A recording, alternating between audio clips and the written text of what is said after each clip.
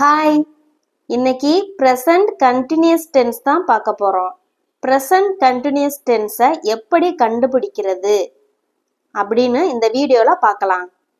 நான் சாப்பிட்டுட்டு இருக்கேன், நான் சாப்பிடுகிறேன் அப்படின்னு வந்தால் அது ப்ரெசன்ட் டென்ஸ்.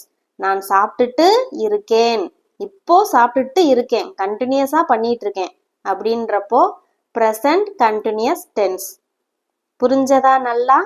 நான் சாப்பிடுகிறேன் அப்படின்னு வந்தா மட்டும்தான் ப்ரெசன்ட் டென்ஸ். சாப்பிட்டுட்டு இருக்கேன், இருக்கேங்கிற வேர்டு இருக்கு பாருங்க, அப்போ ப்ரெசன்ட் கண்டினியூஸ் டென்ஸ். நான் டிவி பார்த்துட்டு இருக்கேன், இதுலயும் பார்த்துட்டு இருக்கேன், இப்போ கண்டினியூஸா நான் பார்த்துக்கிட்டு இருக்கேன், இப்போ ப்ரெசன்ட்ல, அப்போ இது ப்ரெசன்ட் கண்டினியூஸ் டென்ஸ். அவன் வந்துட்டு இருக்கான், இப்போ வந்துகிட்டு இருக்கான் அப்படி சொல்லுவோம்ல, அதுவும் ப்ரெசன்ட் கண்டினியூஸ் டென்ஸ். இந்த மூணுலயுமே காமனான ஒரு வேர்டு இருக்கு பாருங்களே, இருக்கான், இருக்கேன், இருக்கு, இந்த மாதிரி வேர்டு வந்தாலே அது ப்ரெசன்ட் கண்டினியூஸ் டென்ஸ்.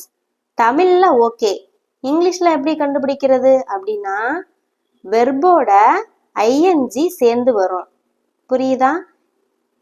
இங்கிலீஷ்ல எப்படி கண்டுபிடிக்கணும் அப்படின்னா ஒரு வேர்ப் இருக்குல்ல, அந்த வெர்போட ஐஎன்ஜி சேர்ந்து வந்துச்சுன்னா அதுதான் ப்ரெசன்ட் கண்டினியூஸ் டென்ஸ். ஒரு எக்ஸாம்பிள் பார்க்கலாமா? ஐ ஆம் பிளேயிங், இதுல பிளேங்கிறது வேர்பு, அதோட ஐஎன்ஜி சேர்ந்து வந்திருக்கு, இது present continuous tense. Okay. I play, இது ப்ரெசன்ட் டென்ஸ், இதுல ஐஎன்ஜி வந்திருக்கா? நோ, அப்போ இது ப்ரெசன்ட் டென்ஸ்.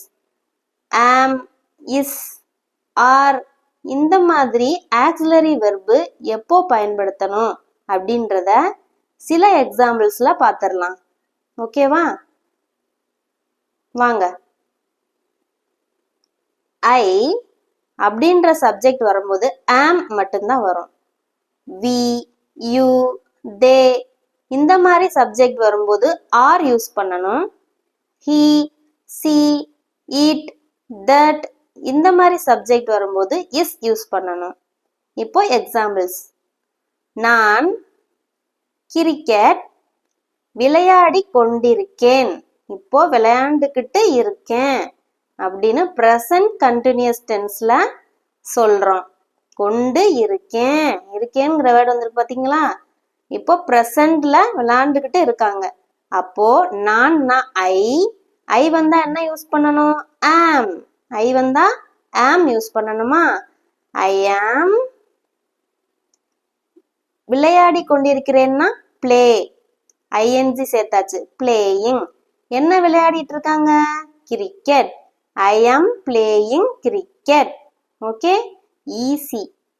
நெக்ஸ்ட், அவங்க சிக்கன் சமைச்சிட்டு இருக்காங்க, அவங்க சிக்கன் சமைச்சிட்டு இருக்காங்க.